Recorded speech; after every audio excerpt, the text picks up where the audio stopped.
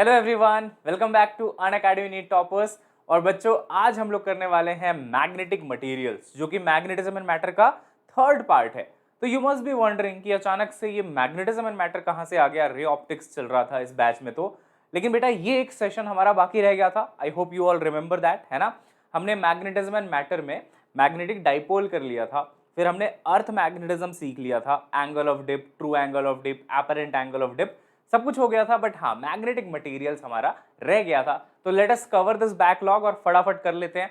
By the way, एक चीज मैं आपको बता दूं, ये टॉपिक एनसीईआरटी से हटा दिया गया है। ठीक है, एनसीईआरटी में आपकी मतलब एनसीईआरटी कह लो या फिर सीबीएसई कह लो, एनसीईआरटी में तो देखने को मिलेगा, अभी भी बुक के अंदर दिखेगा। बट हाँ, सीबीएसई के सिलेबस से इस साल के लिए यानी कि 2021 के लिए ये हट चुका है। बट स्टिल जो बच्चे नीट के लिए तैयारी कर रहे हैं उनके लिए इसका बेसिक आइडिया होना बहुत जरूरी है। ठीक है, चलिए स्टार्ट करते हैं बच्चों। सबसे पहले तो सब्सक्राइब करना है आपको इस चैनल को, अनअकैडमी नीट टॉपर्स, इसके सितारे आप हैं। फटाफट इसको सब्सक्राइब करिए, बेल आइकन दबाइए और टेलीग्राम चैनल भी ज्वाइन कर लीजिए t.me/unacademy नीट टॉपर्स। ठीक है, साथ ही साथ सब्सक्रिप्शन की बात कर लेते हैं।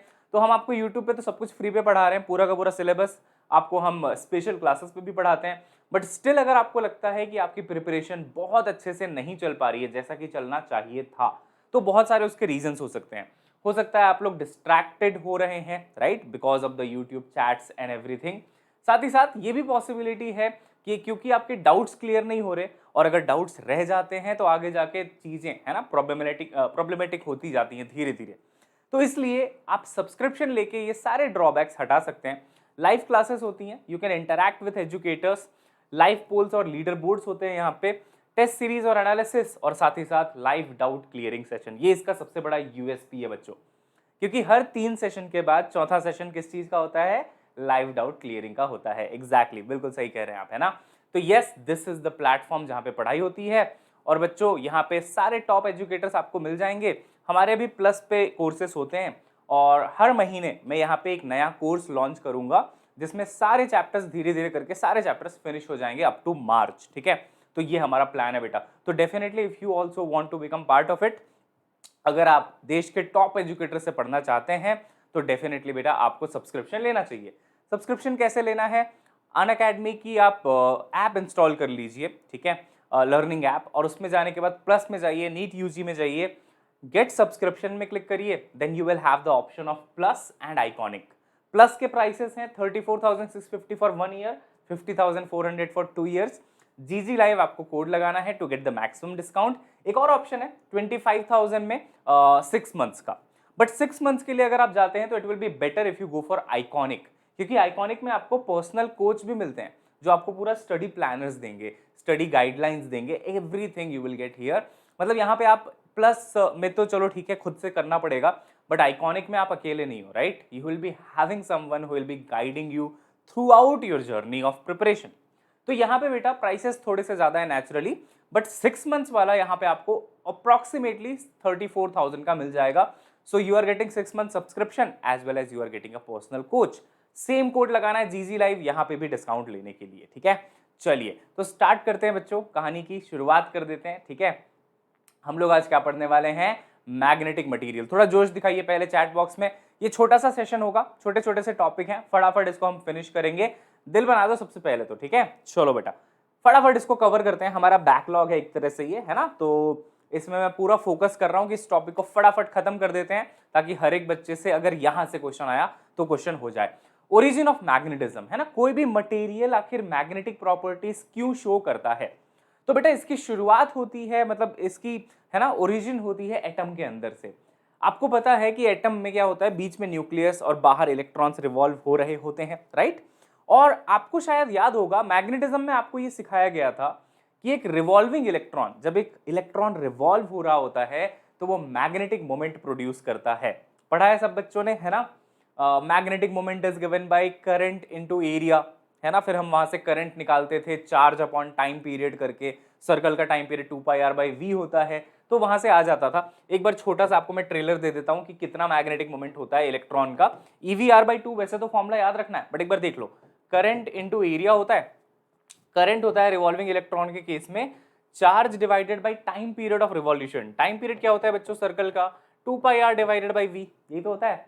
मल्टीप्लाइड बाई एरिया, सर्कल में रिवॉल्व हो रहा है तो पाई आर स्क्वायर। ये देखो पाई और पाई कैंसिल हो जाएंगे, ठीक है, ये आर और ये आर कैंसिल हो जाएगा, ये v ऊपर चला जाएगा, है ना, और आपको मिलेगा E V R divided by 2। I hope everyone is clear with that. बेटा पहले हो चुका है, सिर्फ रिवीजन करा रहा हूं। फटाफट दिल बनाओ और सेशन को लाइक करो, चैनल को सब्सक्राइब करो। कम ऑन एवरीवन, सिंपल सी बात है। अच्छा, तो इससे क्या समझ में आया? अब किसी भी मटेरियल के पास तो ढेर सारे एटम्स हैं, और ढेर सारे एटम्स हैं, हर एटम के अंदर इलेक्ट्रॉन्स रिवॉल्व हो रहे हैं, तो ढेर सारे मैग्नेटिक मोमेंट्स होंगे। तो इसी वजह से वो मटेरियल मैग्नेट की तरह बिहेव कर सकता है, वो मैग्नेटिक प्रॉपर्टीज शो कर सकता है। लेकिन कब शो करेगा, कब नहीं करेगा, किस टाइप का मटेरियल होगा, इसके पीछे की भी कहानी है। लेकिन हाँ, बेसिक आइडिया तो यही है। तो आपने ऐसे डायग्राम्स देखे होंगे, कोई कोई मैग्नेटिक मटेरियल ऐसे दिखाया हुआ है जिसमें ऐसे एरोज दिख रहे हैं, आपको देखा है कभी बेटा ऐसा डायग्राम? बुक में देखा होगा। ये सब मैग्नेटिक मोमेंट्स होते हैं। Magnetic moment is a vector quantity है ना बेटा, मैग्नेटिक मोमेंट एक वेक्टर क्वांटिटी है, आई इंटू एरिया वेक्टर लिखते हैं ना, यहाँ पे वेक्टर भी आता है देखो। तो ये जो एरोज दिख रहे हैं वो क्या है? मैग्नेटिक मोमेंट्स हैं। लेकिन अब इस चीज को तीन अलग अलग तरीके से, यानी कि तीन मटेरियल्स के लिए अलग अलग तरीके से समझना पड़ेगा। समझे एक बार, है ना? तो देखो, डायमैग्नेटिक, पैरामैग्नेटिक, फेरोमैग्नेटिक, तीन टाइप के मटेरियल्स हमें पढ़ने होते हैं। सबसे पहले अगर आप बात करेंगे बेटा डायमैग्नेटिक की, है ना, तो डायमैग्नेटिक में आपने केमिस्ट्री में भी पढ़ा होगा कि यहाँ पे पेयर्ड इलेक्ट्रॉन्स होते हैं जिनकी स्पिन का डायरेक्शन ऑपोजिट होता है ना, एक ऐसे स्पिन कर रहा है तो दूसरा ऐसे स्पिन करता है। पेयर्ड इलेक्ट्रॉन्स होते हैं हर एक एटम में। तो सोचो, अगर दोनों के स्पिन का डायरेक्शन अलग है तो स्पिन का डायरेक्शन अलग होने से करंट का डायरेक्शन ऑपोजिट हो जाएगा एक दूसरे के। यानी कि अगर एक मैग्नेटिक मोमेंट इधर आता है तो दूसरा मैग्नेटिक मोमेंट उसके ऑपोजिट आ जाएगा। हम बोलेंगे net magnetic moment diamagnetic material में एटलीस्ट 0 होता है। ये बात कितने लोगों को चमक गई बेटा? देखो ना, जब ये इलेक्ट्रॉन रिवॉल्व कर रहा है बच्चों, है ना, तो किसी एक डायरेक्शन में करंट होगा। जैसे मान लो अगर इलेक्ट्रॉन ऐसे रिवॉल्व कर रहा है तो इलेक्ट्रॉन के ऑपोजिट डायरेक्शन में करंट होता है, राइट? तो इस डायरेक्शन में करंट होगा क्लॉकवाइज। तो आप बोलेंगे ऐसे कर्ल करके into the plane is the direction of magnetic moment. ये सब पढ़ाया मैंने आपको, भूलना मत। टॉर्क, मैग्नेटिक मोमेंट, गैल्वेनोमीटर सब हुआ है, और यही सारे कंसेप्ट रिक्वायर्ड थे, है ना? तो देखो इनटू द प्लेन आ रहा है। लेकिन सोचो, एक इलेक्ट्रॉन ऐसे रिवॉल्व कर रहा है तो magnetic moment into the plane है। अगर उसके रिवॉल्यूशन का डायरेक्शन ऑपोजिट हो तो कहां होगा magnetic moment? Out of the plane. तो जब डायमैग्नेटिक मटेरियल की बात की जाती है बेटा, तो वहां पे दो, है ना, मतलब आप कह लो पेयर्ड इलेक्ट्रॉन्स होते हैं एटम के अंदर, दोनों की स्पिन अलग अलग डायरेक्शन में होती है। तो आप देखेंगे कि अगर आपने उसको मैग्नेटाइज नहीं किया है, मटेरियल को बस ऐसे ही छोड़ दिया है, तो वहां पे आप देखेंगे कोई भी मैग्नेटिक मोमेंट नहीं देखने को मिलता है। None, no magnetic moment is there, ठीक है? अच्छा, बहुत बढ़िया। मतलब जब तक डायमैग्नेटिक को मैग्नेटाइज नहीं करोगे तब तक तो कोई मैग्नेटिक मोमेंट नहीं रहेगा वहां पे। हालांकि ये तीनों कहलाते हैं मैग्नेटिक मटेरियल्स, ठीक है? अच्छा, पैरामैग्नेटिक में अगर देखा जाए तो बिना उसको मैग्नेटाइज किए ही कुछ मैग्नेटिक मोमेंट्स दिखाई देते हैं, but they are randomly oriented, है ना, रैंडमली ओरिएंटेड। कभी देखा है वो मतलब खेतों में ऐसे, है ना, वो गाय होती हैं, कोई कोई इधर देख रहा है, कोई उधर देख रहा है, सब रैंडमली ओरिएंटेड होते हैं। ऐसा थोड़ी बढ़िया लाइन बना के ऐसे एक साथ खड़ी होती है ना, बिल्कुल डीमोटिवेटेड है, इनकी लाइफ में कोई एम नहीं है ना? तो ये ऐसे वैसे कैसे भी रैंडमली ओरिएंटेड हैं, और इनका जो नेट होता है ना, नेट 0 हो जाता है। समझ रहे हो आप? देखो, आपने वेक्टर्स में एक चीज पढ़ी है बेटा, मैं आपको बता दूं। मान लो ऐसा एक वेक्टर है, ऐसा एक वेक्टर है, ऐसा एक वेक्टर है। अगर ये क्लोज लूप फॉर्म कर ले तो क्या कहते हो? नेट कितना होगा? 0 होगा। ये सब वेक्टर में सिखाया हुआ है ना, पॉलीगॉन लॉ, ट्रायंगल लॉ। तो ये लोग, ये सारे के सारे मैग्नेटिक मोमेंट्स आपस में क्लोज लूप बना लेते हैं। तो नेट मैग्नेटिक इफेक्ट यहां पे 0 होता है, लेकिन स्कोप है इसको मैग्नेटाइज करने का, स्कोप तो है। अगर कुछ भी करके इनको एक डायरेक्शन में अलाइन कर लिया जाए, इन सारे मैग्नेटिक मोमेंट्स को, तो वो मैग्नेटिक प्रॉपर्टी दिखा सकता है, ठीक है? चलो, ये तो बेसिक आइडिया दे रहा हूं फिलहाल मैं। और फिर बेटा फेरोमैग्नेटिक आता है। फेरोमैग्नेटिक में ऑलरेडी थोड़ा अलाइंड होते हैं ये, ठीक है, बट यहाँ पे डोमेन्स पाए जाते हैं, डिफरेंट डिफरेंट डोमेन्स पाए जाते हैं। फेरोमैग्नेटिक का जो यूएसपी है कि ये क्यों इतना अच्छा मैग्नेटिक प्रॉपर्टी शो करता है, because there are domains in this. अब ये डोमेन्स क्या होते हैं बच्चों? डोमेन्स कुछ नहीं, छोटे छोटे एरियाज हैं जहां पे मैग्नेटिक मोमेंट एक डायरेक्शन में है, ऐसे, है ना, ऐसे देखो, ये छोटे छोटे एरियाज है जहां पे कुछ मैग्नेटिक मोमेंट्स का कॉम्बिनेशन एक पर्टिकुलर डायरेक्शन में होता है, ठीक है। अभी मैं पूरा मैकेनिज्म इसका समझाऊंगा, ठीक है। देखो बेटा, यहाँ पे क्या हुआ, डायमैग्नेटिक में पहले जीरो है, फील आ रही है क्या, फटाफट देख लो एक बार, पहले से ही जीरो है क्योंकि पेयर्ड इलेक्ट्रॉन्स हैं इसलिए जीरो है। यहाँ पे क्या हुआ पैरामैग्नेटिक में बच्चों, पैरामैग्नेटिक में हुआ ये कि यहाँ पे मैग्नेटिक मोमेंट्स तो हैं लेकिन उनका नेट जीरो है। अरे यहाँ तो मैग्नेटिक मोमेंट्स ही नहीं थे, यहाँ तो मैग्नेटिक मोमेंट ही जीरो था, यहाँ पे मैग्नेटिक मोमेंट्स हैं बट उनका नेट रिजल्टेंट जीरो है। और यहाँ पे बेटा मैग्नेटिक मोमेंट्स हैं, थोड़ा अलाइंड भी हैं और वो डोमेन्स में है, गुच्छा बोलते हैं ना, छोटे छोटे गुच्छे, तो ये छोटे छोटे डोमेन्स हैं जहाँ पे मैग्नेटिक मोमेंट्स एक डायरेक्शन में अलाइंड होते हैं। एक बार मुझे बताओ तीनों का बेसिक आइडिया आपको मिला है क्या, और बेटर आइडिया आपको मिलेगा, मेरे साथ बने रहो, ठीक है। बेसिक आइडिया मिल गया है क्या क्या होता है तीनों की बेसिक प्रॉपर्टीज, ठीक है। चलिए अब बात करते हैं कि चलो ठीक है ये सब अभी मैग्नेटाइज नहीं है, इनको मुझे मैग्नेटाइज करना है। कैसे मैग्नेटाइज किया जाता है, मैग्नेटाइज किया जाता है बेटा एक्सटर्नल मैग्नेटिक फील्ड लगा के। कभी देखा है वो जो इलेक्ट्रीशियंस होते हैं जब छोटे छोटे डिवाइसेस को ठीक कर रहे होते हैं, अब कोई स्क्रू बहुत एकदम इंट्रिकेट स्पेस में जाके ऐसे छुप जाता है अंदर, अब वहां से उस स्क्रू को निकालना है तो क्या करते हैं, या तो उनके पास मैग्नेट वाला स्क्रू ड्राइवर होता है तो स्क्रू ड्राइवर सीधा वहां पे लेके जाते हैं, चिपक जाता है स्क्रू, उठा लेते हैं।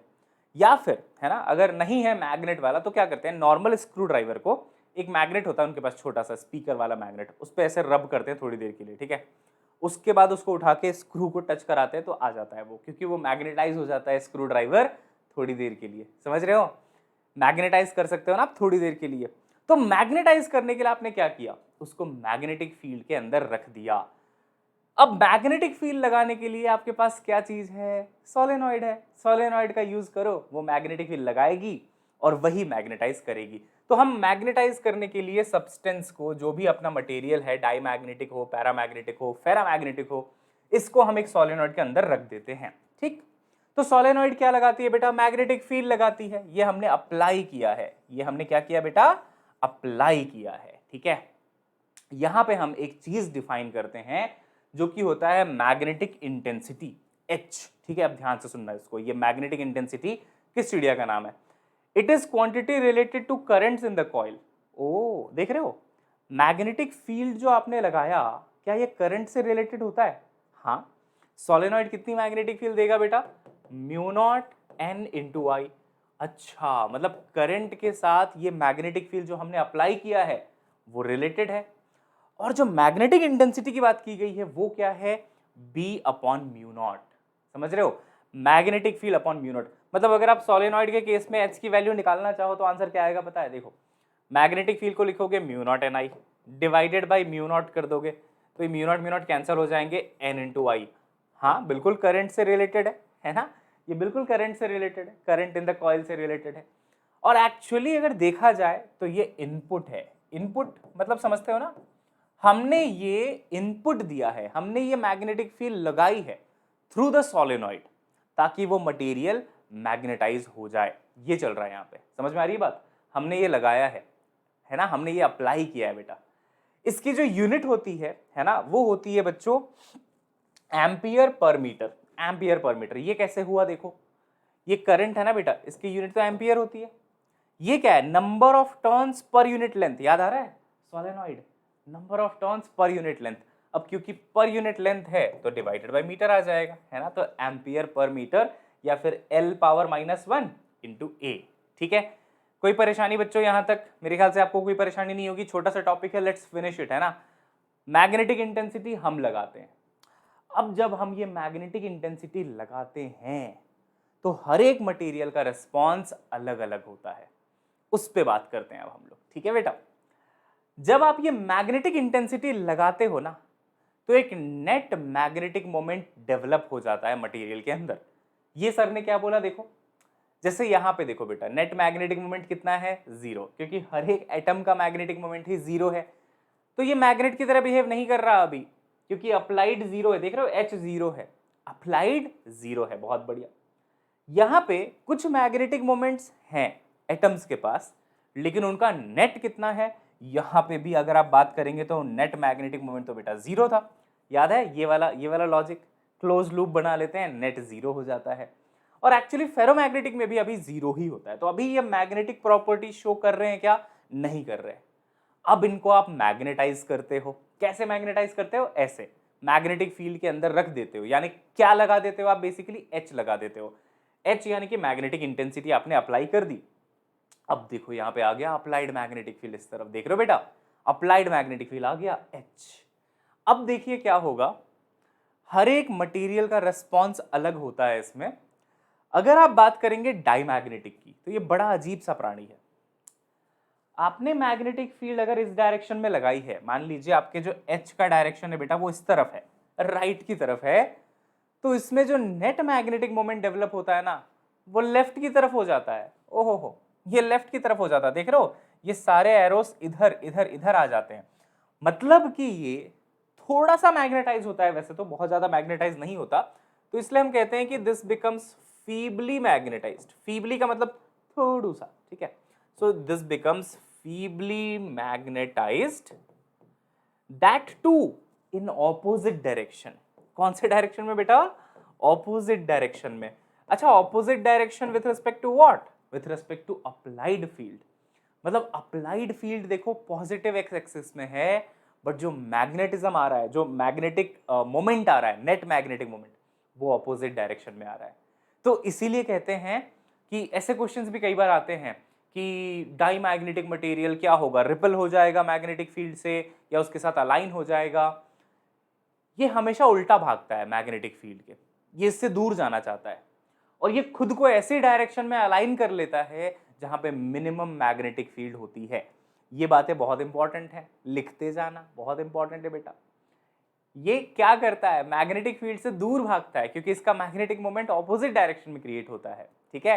तो it always aligns itself in a direction where magnetic field is minimum, जहां पे मैग्नेटिक फील्ड मिनिमम हो। जैसे एक बार क्वेश्चन आया था, मैं आपको बताता हूं, ठीक है।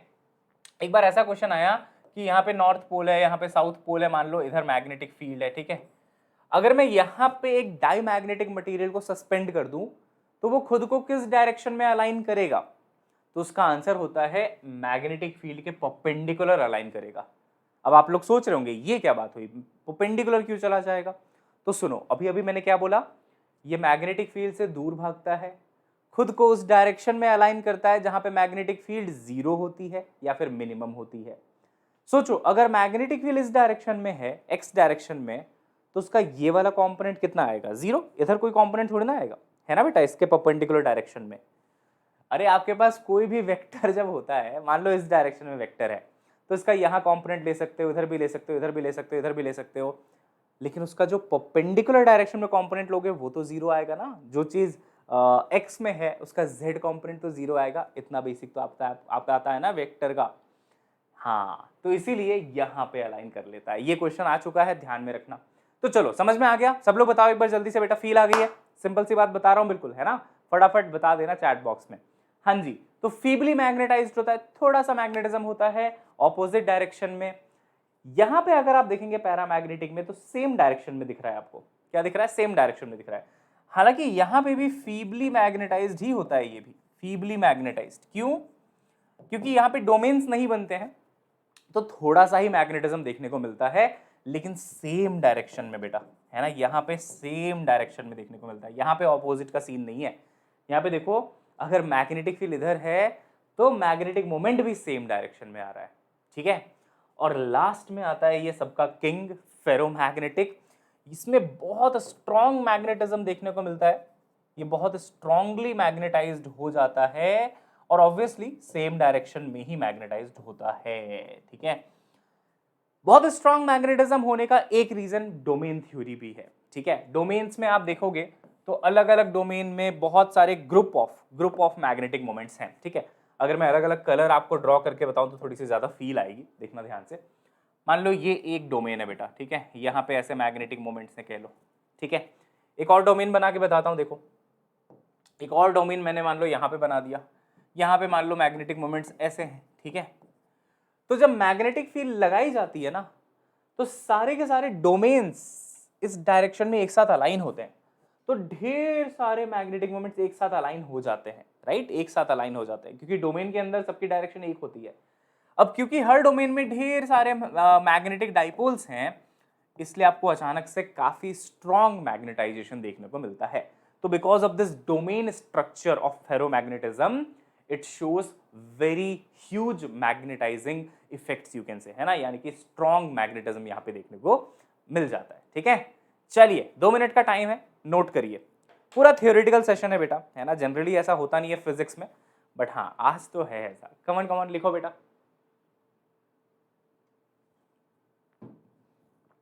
ठीक है, डन। चलिए आगे बढ़ते हैं। तीनों मटेरियल्स हो गए। अच्छा, अभी आपको मैंने बताया था एच के बारे में। एच क्या होता है? इनपुट जो आपने लगाया है। अब उसका कुछ आउटपुट भी तो आया, तो आउटपुट क्या आया बेटा? आउटपुट आया मैग्नेटिक मोमेंट, है ना। देखो इसमें ऑपोजिट डायरेक्शन में आया, इसमें सेम डायरेक्शन में मैग्नेटिक मोमेंट आया, इसमें भी सेम डायरेक्शन में आया। तो एक क्वांटिटी होती है जिसको हम बोलते हैं मैग्नेटाइजेशन, या फिर इंटेंसिटी ऑफ मैग्नेटाइजेशन भी कहते हैं। ये बताता है कि कितना आउटपुट आया। देखो इसका फॉर्मूला क्या है, डेफिनेशन क्या है? It is equal to magnetic moment per unit volume. अरे यही तो आउटपुट था, मैग्नेटिक मोमेंट। तो कितना मैग्नेटिक मोमेंट प्रोड्यूस हुआ per unit volume is given by magnetization capital M. ठीक है, तो कैपिटल एम को हम मैग्नेटाइजेशन कह रहे हैं, मैग्नेटिक मोमेंट अपॉन वॉल्यूम। ठीक है, अच्छा मैग्नेटिक मोमेंट का डायमेंशन याद है आप लोगों को? मैग्नेटिक मोमेंट का, मैग्नेटिक मोमेंट को जनरली ऐसा लिखते थे ना, आई इंटू एरिया वेक्टर, है ना। तो आई का यूनिट एम्पियर, एरिया का मीटर स्क्वायर। तो लिख सकता हूं ना मैग्नेटिक मोमेंट का यूनिट एम्पियर मीटर स्क्वायर, बिल्कुल लिख सकता हूं। देख लो एक बार, करंट इंटू एरिया, तो एम्पियर मीटर स्क्वायर। तो एम क्या है? Magnetization. This is magnetic moment, यानी कि ampere meter square upon volume, और वॉल्यूम का यूनिट मीटर क्यूब होता है ना, मीटर क्यूब।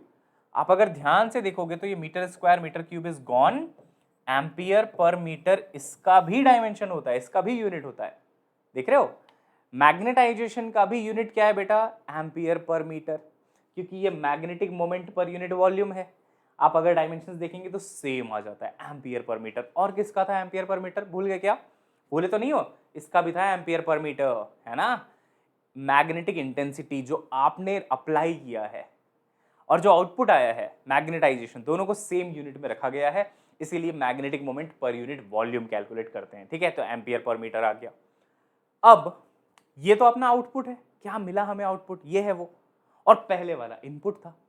अब एक और चीज डिफाइन करी गई जिसको बोलते हैं ससेप्टिबिलिटी, मैग्नेटिक ससेप्टिबिलिटी, और इस लेटर से इसको डिनोट किया जाता है, जनरली इसको जाई कहते हैं, है ना, या फिर कुछ लोग सिंपली एक्स भी कह लेते हैं इसको, कोई इशू नहीं है। तो ये होता है बेटा आउटपुट अपॉन इनपुट, कि पर यूनिट एच, जो आपने एच लगाया उससे कितना आपको आउटपुट मिला।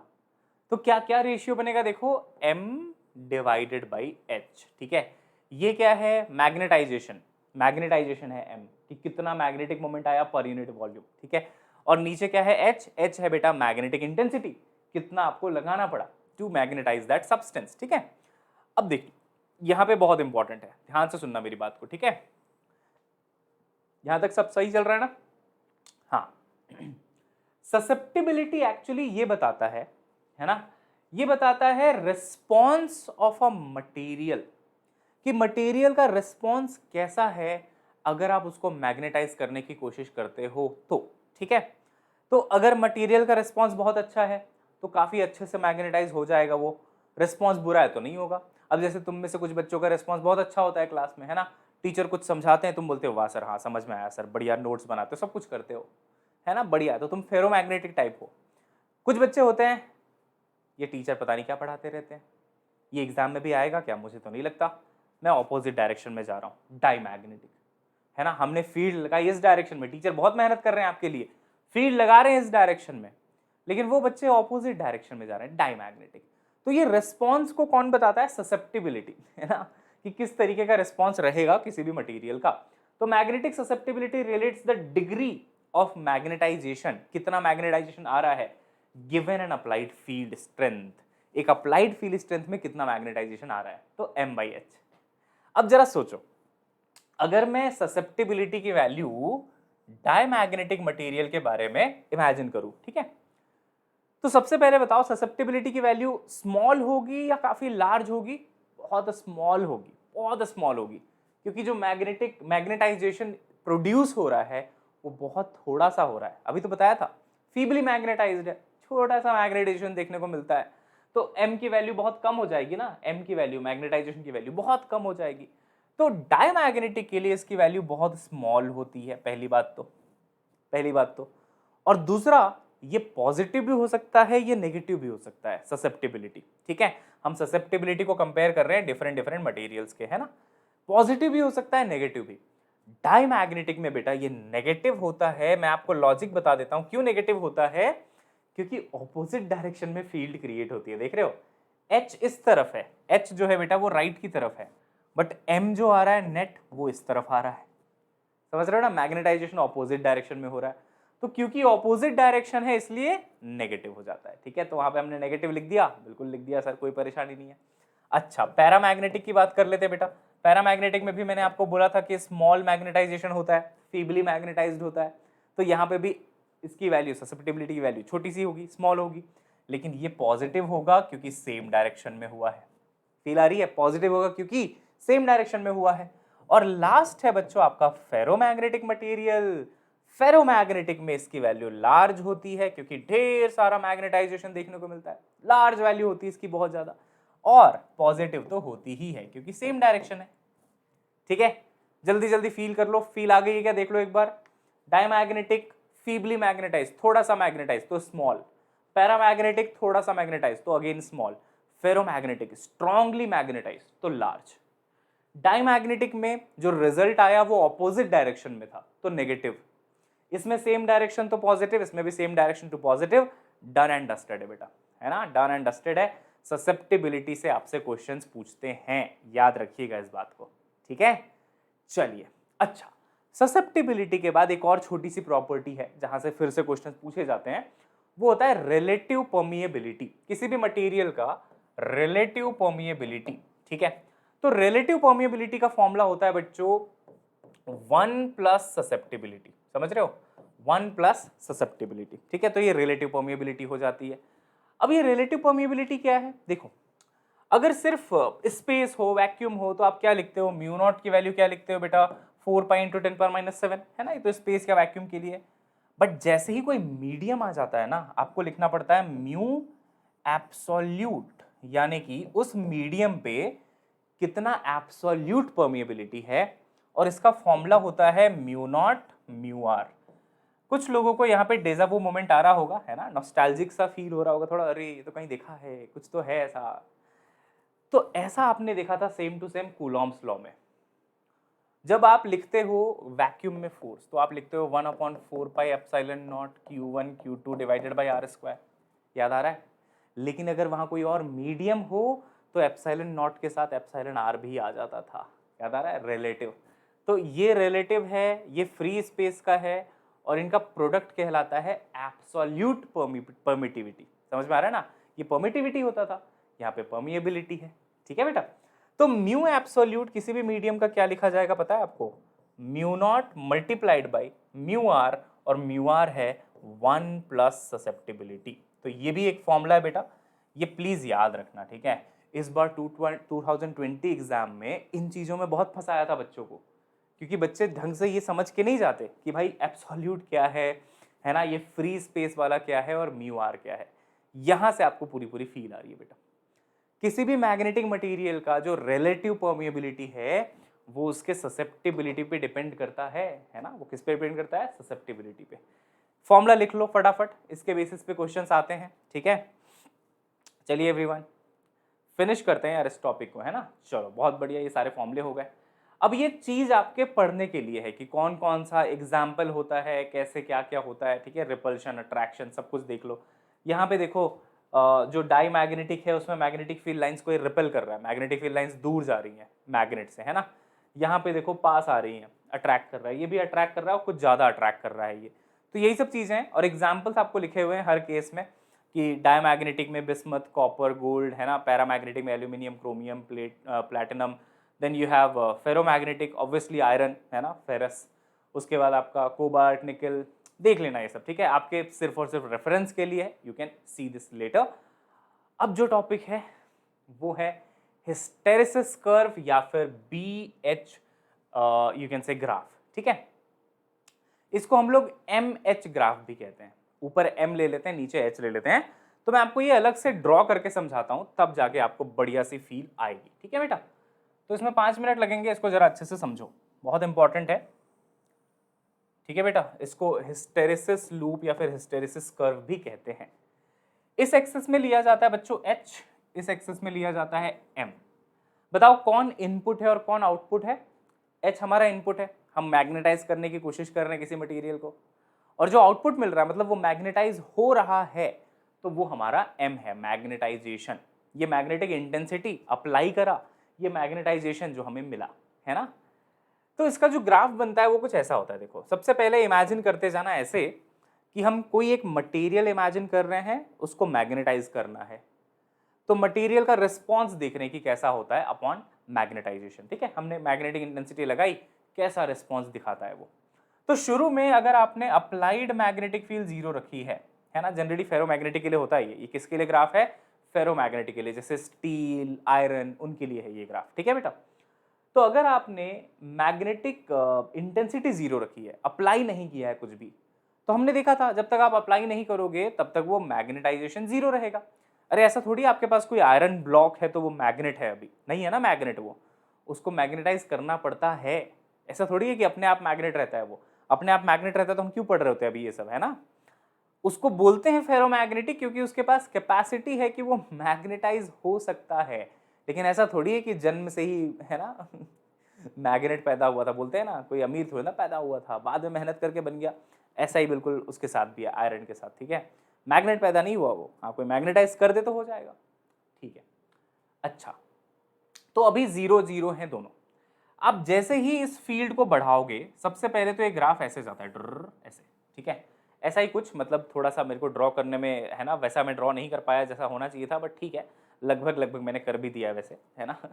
तो ऐसे जाता है कुछ ग्राफ। ठीक है, एक पॉइंट पे जाके ये सैचुरेट हो जाता है। सैचुरेट होने का क्या मतलब है? अब ऐसा थोड़ी है तुम H को जिंदगी भर बढ़ाते रहोगे और इसका मैग्नेटाइजेशन जिंदगी भर बढ़ता रहेगा। अरे कोई तो पॉइंट आएगा जब मैग्नेट बोलेगा अरे बस हुआ मालिक, छोड़ दो, बहुत है, इतना बहुत है। तो एक पॉइंट के बाद ये सैचुरेट हो जाता है। इसके बाद अगर आप H बढ़ाते भी रहोगे ना, तो ये ग्राफ फिर ऐसे हॉरिजॉन्टल चलेगा, कोई मतलब नहीं है, कोई मतलब नहीं उसको ड्रॉ करने का, है ना। मटेरियल ने बोल दिया कि हो गया, ठीक है, बस खत्म, अब इससे ज़्यादा मैग्नेटाइजेशन नहीं आ सकता, तो ये सैचुरेशन आ जाता है। तो आप बोलते हो यार ये तो काफ़ी बोर हो गया, फिर तो सैचुरेशन आ गया इतनी जल्दी, अब हम क्या करें? हमने तो कोशिश करी थी कि भाई मैग्नेटाइज करेंगे और इसको, है ना, बढ़िया बढ़ाते रहेंगे। फिर हमने सोचा अच्छा, और मैग्नेटाइज नहीं हो सकता, तो हमने जो H पहले इस डायरेक्शन में लगाया था, अब हम उसको ऑपोजिट डायरेक्शन में लगा देते हैं। हम बोलते हैं समय बिताने के लिए करना है कुछ काम, है ना, ऐसे कैसे चलेगा काम। ठीक है, मैग्नेटाइज किया, सैचुरेट हो गया। सैचुरेट होने के बाद हम लोग H की डायरेक्शन रिवर्स कर देते हैं, और रिवर्स करने पे कुछ बहुत इंटरेस्टिंग चीज पाई गई। जैसे ही आपने H का डायरेक्शन रिवर्स किया ना बच्चों, आपने देखा कि ये सेम पाथ में वापस नहीं आता है, सेम पाथ में वापस नहीं आता। आपको लगा कि इसी रास्ते से गया था तो इसी रास्ते से वापस आ जाएगा, बट ऐसा नहीं होता है, बल्कि ये जो ग्राफ है वो कुछ ऐसे आगे चला जाता है। मेरी बात समझ रहे हो? ऐसे आगे चला जाता है। ये अपने आप में बहुत इंटरेस्टिंग चीज है। देखना, यहाँ पे दो चीजें आपको समझ में आएंगी। देखो, आपके साथ यहाँ पे थोड़ा धोखा हो गया। देखो, आपने जब 0H की वैल्यू रखी थी, यानी कि कुछ अप्लाई नहीं किया था, तो मैग्नेट के पास भी कुछ नहीं था, वो मैग्नेटाइज नहीं था, कोई प्रॉब्लम नहीं है। आपने H बढ़ाया तो M भी आ गया, मतलब वो मैग्नेटाइज हो गया। लेकिन अब जब आपने इसको कम करना शुरू किया H को, देख रहे हो, तो H को कम करते करते यहाँ पे H की वैल्यू कितनी हो जाएगी? 0 हो जाएगी, यानी कि अप्लाइड 0 है। आपका जो अप्लाइड फील्ड है वो 0 है, लेकिन फिर भी आप देखते हो कि मैग्नेट का तो कुछ मैग्नेटाइजेशन दिख रहा है। ओहो, मतलब तुमने मैग्नेटिक फील्ड 0 कर दी, जो तुमने अप्लाई करी थी ना, तुमने 0 कर दी, बट मैग्नेट में तो मैग्नेटाइजेशन है। और तुम्हें लगा था कि तुमने H लगाया तो मैग्नेटाइज हुआ, H हटा दोगे तो डीमैग्नेटाइज हो जाएगा। ऐसा नहीं होता है, वो रिटेन कर लेता है मैग्नेटिज्म को, है ना। तो ये जो पार्ट है ना, यहां से यहां तक की जो हाइट है बेटा, ये कहलाता है रिटेंटिविटी ऑफ अ मटेरियल। अब ये रिटेंटिविटी अलग अलग होती है, आयरन के लिए अलग हो जाएगी, स्टील के लिए अलग हो जाएगी, बट हाँ, इसको कहते क्या है हम लोग? रिटेंटिविटी। रिटेंटिविटी। समझ में आ रहा है क्यों कहते हैं रिटेंटिविटी? क्योंकि ये रिटेन कर रहा है मैग्नेटिज्म को, मैग्नेटिक इफेक्ट्स को रिटेन कर लेता है ये। तुमने अपना अप्लाइड तो जीरो कर दिया, बट इसमें अभी भी है, मैग्नेटिक इफेक्ट्स हैं इसके अंदर, राइट? मैग्नेटाइज हो गया ये बेचारा, ठीक है। अच्छा सर, ठीक है, समझ में आया। उसके बाद क्या होता है, तुम्हें लगता है कि ये तो मेरे साथ धोखा हो गया, मैंने जो अप्लाई किया था वो मैंने जीरो कर दिया, बट इसके पास अभी भी मैग्नेटिज्म है। तो तुम्हें बुरा लगा ये, तुम्हें लगा नहीं यार इसको तो सबक सिखाना पड़ेगा, है ना? तुमने बोला नहीं, इसको हम जीरो करके मानेंगे अब तो। बट जीरो करने के लिए तुम्हें क्या करना पड़ा पता है? तुम्हें एच लगाना पड़ा ऑपोजिट डायरेक्शन में। ये देखो, ये जो पॉइंट है यहाँ पे एच नेगेटिव हो चुका है, और तब जाके ये मैग्नेट माना, तब जाके इसके एम की वैल्यू यहाँ पे आके जीरो हुई, अब जाके ये डीमैग्नेटाइज हुआ है। मतलब सोचो, मैग्नेटाइज करने के लिए एच इस डायरेक्शन में लगाना पड़ा तो वो मैग्नेटाइज हो गया। तुम्हें लगा कि अगर मैं एच जीरो कर दूंगा तो वो डीमैग्नेटाइज हो जाएगा, बट ऐसा नहीं हुआ। डीमैग्नेटाइज करने के लिए एच इधर लगाना पड़ेगा ऑपोजिट डायरेक्शन में, तब जाके वो डीमैग्नेटाइज होता है। अब ये जितना माइनस एच लगाना पड़ता है ना इस डायरेक्शन में, उसको मटेरियल की कोर्सिविटी कहते हैं। क्या कहते हैं बेटा? कोर्सिविटी कहते हैं। कोर्सिविटी का मतलब क्या है? कोर्सिविटी का मतलब है कितना नेगेटिव एच लगाना पड़ता है, the value of negative magnetic intensity required to demagnetize the material. समझ रहे हो ना?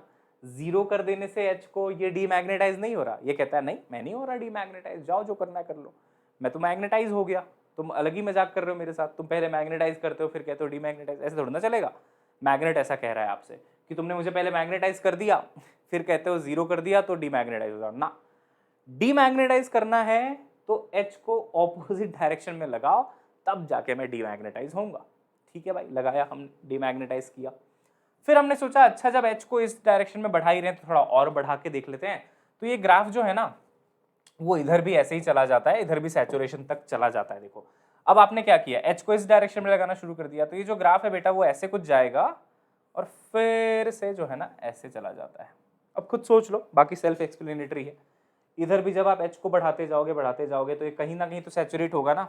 ये बोलेगा भाई क्या कर रहा है, अब इधर मैग्नेटाइज करने लग गया, पहले तो उधर मैग्नेटाइज कर रहा था, पहले यहाँ पे जीरो किया, अब इधर मैग्नेटाइज करने लग गया, तो इधर भी तो कोई सैचुरेशन होगा।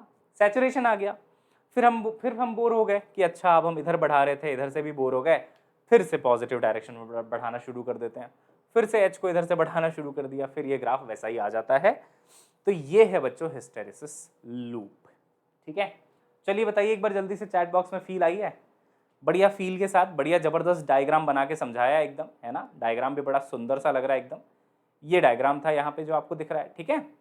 चलो तो देख रहे हो ये कोर्सिविटी है ना, नेगेटिव एच जितना रिक्वायर्ड होगा, और ये है रिटेंटिविटी। सिर्फ दो ही पॉइंट्स आपको याद रखना है, बाकी परेशान मत होना ज़्यादा, है ना।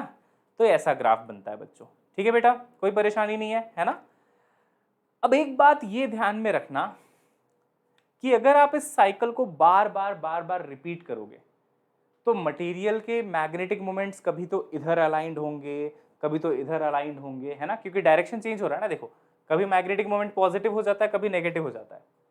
तो इस प्रोसेस में मैग्नेटिक मोमेंट्स बार बार इधर उधर अलाइन होते हैं, मतलब एटम्स का मूवमेंट होता है, हीट लॉस होता है बेटा यहाँ पे, इसको हम हिस्टेरिसिस लॉस कहते हैं। तो अगर किसी मटेरियल को बार बार हीट किया जाए, फिर छोड़ दिया जाए, फिर हीट किया जाए, फिर छोड़ दिया जाए, मतलब हीट नहीं किया जाए, मैग्नेटाइज किया जाए, सॉरी माय बैड, मैग्नेटाइज करो फिर डीमैग्नेटाइज करो, मैग्नेटाइज करो फिर डीमैग्नेटाइज करो, तो उसमें हीट प्रोड्यूस हो जाता है बेटा, और जिसको हम कहते हैं hysteresis loss. And that hysteresis loss is given by area under this graph, under this loop कह लो आप। ये जो हिस्टेरिसिस लूप का एरिया है ना, ये जितना ज्यादा होगा बच्चों ये एरिया, उतना ही ज्यादा लॉस होगा। लिखो बच्चों इन चीजों को, फटाफट लिखो बेटा, फटाफट लिखो, फिर खत्म करते हैं क्लास को, है ना। प्लीज नोट इट डाउन बच्चों, बहुत इंपॉर्टेंट चीज है।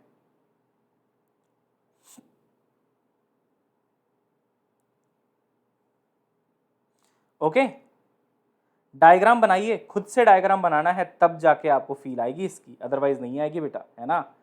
प्लीज डायग्राम बनाना, तब जाके आपको समझ में आएगा सब कुछ, ठीक है।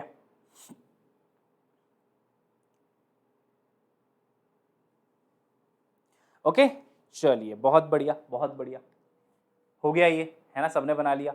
चलिए अब आगे बढ़ते हैं, ये एक दूसरा टॉपिक है। इससे पहले मैं आपको एक और चीज बता दूं, आपसे कई बार स्टील का और सॉफ्ट आयरन का हिस्टेरेसिस लूप डायग्राम कंपेयर करने को बोला जाता है, ठीक है, कि कौन सा स्टील का होगा कौन सा सॉफ्ट आयरन का होगा। ये क्वेश्चन आपने देखा भी होगा।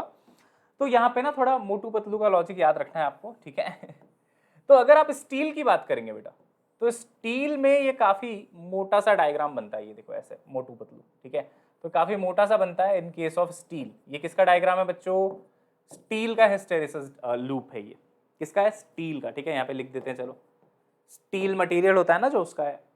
और अगर बात की जाए सॉफ्ट आयरन की, तो सॉफ्ट आयरन के केस में पतलू बन जाता है डायग्राम, बहुत पतला सा बनता है, हाइट इसकी काफी ज्यादा, ऐसे कुछ, ठीक है बेटा। तो ये ऐसा कह लो आप, ठीक है, ये ऐसा कुछ। ओके, तो अगर सेम डायमेंशंस में मैं उसको भी बनाना चाहूँ, एक बार इसको थोड़ा बेटर कर लेते हैं, देखते जाना, बहुत इंपॉर्टेंट बात है ये। आज का सेशन पूरा थ्योरेटिकल था, आप देख ही रहे हो, है ना बेटा, बट हाँ सब कुछ इंपॉर्टेंट है एक्चुअली, नीट के हिसाब से भी। तो सॉफ्ट आयरन के केस में जो डायग्राम बनेगा ये थोड़ा सा मोटा सा बनेगा, ऐसा, ठीक है, ये रहा ये, ठीक है, सॉरी ये स्टील है और ये आपका सॉफ्ट आयरन है, ठीक। अच्छा, आपने सुना होगा बेटा कि ट्रांसफॉर्मर का कोर हम लोग कैसा बनाते हैं? सॉफ्ट आयरन का बनाते हैं। किसी बच्चे को याद है क्या? है ना, क्योंकि ट्रांसफॉर्मर में भी आप क्या करते हो पता है, कॉइल्स होती हैं जिसकी मैग्नेटिक फील्ड लगातार चेंज हो रही होती है, ऑल्टरनेटिंग करंट सप्लाई होता है ना, तो कभी मैग्नेटिक फील्ड इधर कॉइल की, कभी मैग्नेटिक फील्ड इधर, प्राइमरी वाइंडिंग जो होती है, प्राइमरी कॉइल। तो सॉफ्ट आयरन कोर को बार बार डीमैग्नेटाइज और मैग्नेटाइज होना पड़ता है, और क्योंकि उसको बार बार मैग्नेटाइज डीमैग्नेटाइज होना है, जितनी ज्यादा बार करोगे उतना ज्यादा लॉस होगा, हिस्टेरेसिस लॉस। लेकिन अगर मटेरियल ऐसा रखा जाए जिसका हिस्टेरेसिस लूप का एरिया काफी कम है, लॉजिक सोचो, लॉजिक है ना, अगर लूप का एरिया कम है तो लॉसेस भी कम होंगे, है ना। तो ये एक रीजन होता है कि हम क्यों सॉफ्ट आयरन को यूज करते हैं यहाँ पे, ठीक है बेटा। तो सॉफ्ट आयरन को जनरली इलेक्ट्रोमैग्नेट्स बनाने के लिए यूज किया जाता है, ठीक है। क्या बनाने के लिए? इलेक्ट्रोमैग्नेट्स बनाने के लिए हम इसको यूज कर लेते हैं, ताकि आसानी से मैग्नेटाइज और डीमैग्नेटाइज किया जा सके और लॉसेस भी वहां पे कम हो, ठीक है बेटा, लॉसेस भी वहां पे कम हो। लेकिन अगर आप ये देखोगे, ये वाली वैल्यू कोर्सिविटी देखो, ये वाली वैल्यू देखो एक बार, इसको हम क्या बोलते हैं? कोर्सिविटी, है ना। ये बताता है कि कितनी नेगेटिव एच की जरूरत है टू डीमैग्नेटाइज द मटेरियल। तो देख रहे हो, ये बहुत छोटा सा है, बहुत छोटा सा है, आराम से डीमैग्नेटाइज किया जा सकता है। फील आ रही है आपको? देखो एच की वैल्यू थोड़ी सी तो आ रही है, थोड़ा सा वेक्टर आ रहा है, थोड़ा सा लगाओ और यहाँ पे एम की वैल्यू कितनी आ जाएगी? 0। तो इसीलिए इसको हम इलेक्ट्रोमैग्नेट्स में यूज करते हैं, इलेक्ट्रोमैग्नेट्स बनाने के लिए, है ना, इसको हम यूज कर लेते हैं। जहां पे भी इलेक्ट्रोमैग्नेट्स में आपको जरूरत पड़ रही है मटेरियल की, ये वाला मटेरियल यूज करो। लेकिन ये जाता है परमानेंट मैग्नेट के लिए, ठीक है। इससे बनाते हैं बेटा परमानेंट मैग्नेट, जिसको बार बार डीमैग्नेटाइज नहीं करना, क्योंकि इसको डीमैग्नेटाइज करने में आपकी हालत खराब हो जाएगी। देखो अगर ये पॉइंट है ना m=0 का, अगर ये अचीव करना है तो सोचो इतना ज्यादा एच लगाना पड़ जाएगा, क्योंकि ये मोटू ग्राफ है, ऊपर से इसमें लॉसेस भी ज्यादा होंगे क्योंकि एरिया बहुत ज्यादा है। इसको बार बार मैग्नेटाइज डीमैग्नेटाइज करोगे तो ढेर सारा लॉस होगा आपका। और दूसरी बात, ये एच की वैल्यू भी ज्यादा है, तो इसको डीमैग्नेटाइज करना भी आसान नहीं है। जबकि इलेक्ट्रोमैग्नेट तो ऐसा मैग्नेट होना चाहिए जिसको जब चाहे तब मैग्नेटाइज कर दें, जब चाहे तब डीमैग्नेटाइज कर दें। यही तो फ्लेक्सिबिलिटी होती है ना इलेक्ट्रोमैग्नेट की। परमानेंट मैग्नेट, चलो उसको तो हमेशा मैग्नेट की तरह ही बिहेव करना है, तो परमानेंट मैग्नेट बनाने के लिए हम स्टील यूज करते हैं, लेकिन इलेक्ट्रोमैग्नेट्स बनाने के लिए हम सॉफ्ट आयरन यूज करते हैं। फील आई है बेटा? और ये भी फील आ गई होगी कि आखिर ट्रांसफार्मर के अंदर सॉफ्ट आयरन ही क्यों यूज करते हैं, है ना। एक तो एरिया कम है तो लॉस कम होगा, दूसरा मैग्नेटाइज डीमैग्नेटाइज करना काफी आसान है, एच की वैल्यू बहुत कम चाहिए होती है। इस तरफ भी अगर आपको मैग्नेटाइज करना है तो थोड़ा सा ही तो एच चाहिए, आसानी से मैग्नेटाइज हो जाता है ना। चलिए, तो फ्लक्स का जो लिंकेज है वो बेटर हो जाता है। ये टॉपिक खत्म हो गया बच्चों, पूरा मैग्नेटिक मटेरियल्स हो गया। लास्ट एक छोटा सा जो टॉपिक है वो ये है oscillation of a magnet in a magnetic field, ठीक है, या फिर आप कह लो oscillation of magnetic dipole in a magnetic field. ये टॉपिक मैं जल्दी से आपका खत्म करा देता हूं, फिर ये सेशन एंड है, ठीक है। तो ये आपका पूरा का पूरा बैकलॉग क्लियर हो गया। और वैसे तो बहुत टाइम लगता, बट आज मैंने बिल्कुल फोकस करके पढ़ाने पे ही ज़्यादा ध्यान दिया, ज़्यादा बातें करी नहीं है ना, तो फटाफट हो गया हमारा। देखो बेटा, आपको याद होगा कि ये चीज़ हमने थोड़ा वहाँ पे भी पढ़ा था इलेक्ट्रोस्टैटिक्स में, बट कोई बात नहीं, याद नहीं है तो मैं बता देता हूँ। ये मान लो कि मैग्नेटिक फील्ड है, ठीक है।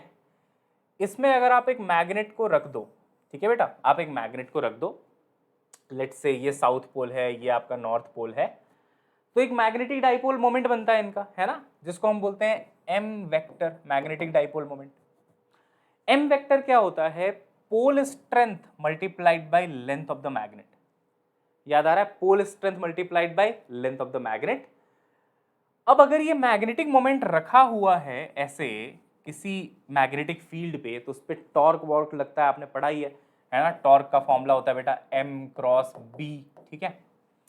अगर इस पोजीशन पे इसको ऐसे रिलीज करके छोड़ दिया जाए ऐसे, तो जो टॉर्क लगता है ना, उसकी वजह से ये ऑसिलेट करने लग जाता है, ऐसे ऐसे ऐसे ऐसे ऑसिलेशन शुरू हो जाता है इसका, क्योंकि ये स्टेबल इक्विलिब्रियम होता है। ये सब ज़्यादा डिटेल में आपको पता चलेगा जब आप इलेक्ट्रोस्टैटिक्स में डाइपोल का टॉपिक पढ़ेंगे, सब कुछ पढ़ाया मैंने।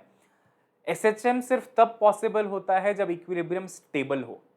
सेम चीज पढ़ाई गई इलेक्ट्रोस्टैटिक्स में। प्लीज एक बार इलेक्ट्रिक डाइपोल का मेरा लेक्चर देखना, सर्च कर लेना, मिल जाएगा आपको, और यही लॉजिक वहां पे भी लगता है। ये स्टेबल इक्विलिब्रियम हो गया अगर ऐसे रखा गया, तो थोड़ा सा इसको डिस्प्लेस करके छोड़ दो तो ये एसएचएम करने लग जाता है। और अगर ये एसएचएम करने लग गया तो जाहिर सी बात है इसका एक टाइम पीरियड होगा। वो टाइम पीरियड आपसे कई बार पूछते हैं बेटा, उसका फॉर्मूला होता है ये 2π√I/m/b। Please remember that. इसमें क्या क्या चीजें मैं बता देता हूं, ठीक है। आई होता है बेटा मोमेंट ऑफ इनर्शिया। आई क्या है इसका? Moment of inertia. तुम सोचोगे मोमेंट ऑफ इनर्शिया मैग्नेटिज्म में क्या कर रहा है? बिल्कुल होगा, क्योंकि है ना, वो रिवॉल्व ही तो कर रहा है। तो मास को कौन रिप्लेस करता है रोटेशन में? Moment of inertia. अच्छा, अगर मैग्नेट है इस पॉइंट के अबाउट मान लो रिवॉल्व कर रहा है, तो आपको पता है मास m, लेंथ l का जब एक आप बार लेते हैं तो इस पॉइंट के अबाउट आता है ml²/3, इस एक्सिस के अबाउट। याद है किसी को? रोटेशनल मोशन है ना। और अगर ये सेंटर वाली एक्सिस के अबाउट रिवॉल्व कर रहा है, मान लो सेंटर वाली एक्सिस के अबाउट, तो आप क्या बोलेंगे? ml²/12। तो यहां से मोमेंट ऑफ इनर्शिया आ जाता है किसी भी बार का, रॉड का, है ना। m क्या है? Magnetic moment. m क्या है बेटा? मैग्नेटिक मोमेंट, डाइपोल मोमेंट जिसको कहते हैं आप, ठीक है। और b क्या है? ये तो मैग्नेटिक फील्ड है, आपको पता ही है। तो ये तीन चीजें अगर आप यहाँ पे रख दें तो यहाँ से आपको टाइम पीरियड ऑफ रिवॉल्यूशन, मतलब टाइम पीरियड ऑफ एसएचएम मिल जाता है, ठीक है। तो इसको बस ध्यान में रखो, बाकी इसकी मैं प्रैक्टिस करवाऊंगा आपको, प्रैक्टिस सेशंस होंगे इसके, प्रैक्टिस करवाऊंगा। डीपीपी में भी ये क्वेश्चन आपको मिलेगा, जब मैग्नेटिज्म की आपको डीपीपी दी जाएगी, बहुत जल्दी मिल जाएगा आपको, आज या कल में मिल जाएगा, ठीक है। Don't worry about it. But हाँ, ये ऐसे क्वेश्चंस होते हैं और ऐसे सॉल्व होते हैं, इस बात का जरा ध्यान रखो। अगर बेसिक आइडिया होता है तो ऐसे क्वेश्चंस आपसे आसानी से हो जाते हैं सॉल्व, ठीक है। चलिए बच्चों, तो आज के लिए इतना ही है। बैकलॉग हमने कर दिया है कवर बिल्कुल अच्छे तरीके से, है ना। फाइनली आपको मैंने सब्सक्रिप्शन के बारे में भी बता दिया है, आइकॉनिक भी है, प्लस भी है, whatever you want to take you can. GG life code आपको लगाना है उसके लिए, ठीक है बेटा। और जाते जाते यार सब्सक्राइब करके जाओ चैनल को, hit the bell icon as well, और लाइक कर दो सेशन को। और कल से हम कंटिन्यू करेंगे रोटेशनल मोशन 4 बजे, और 6 बजे आपका रे ऑप्टिक्स, यही चलने वाला है, ठीक है। चलिए bye bye everyone, see you soon guys. और हाँ, बाकी चैनल्स भी हमारे चेकआउट करो और GG लाइफ कोड लगाओ to get the maximum discount, ठीक है। चलो बाय।